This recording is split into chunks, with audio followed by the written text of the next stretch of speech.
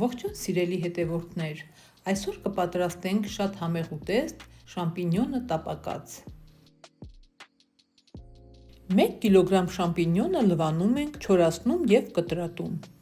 Նախապատրաստում ենք կանաչիները, կտրատում ենք համեմ, սամիտ և մաղադանոս։ Լավ տաքացնում ենք 3 ճաշի գդալ բուսայուղ և ավելացնում կտրատած սունկը։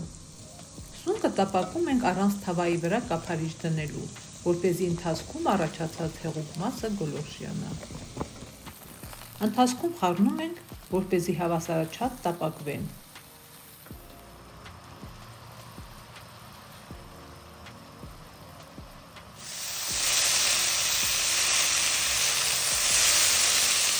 Երբ սունկը գրեթե պատրաստ է, ավելացնում ենք 2 ատամիկ ճզմած սխտոր և 60 գրամ կարագ։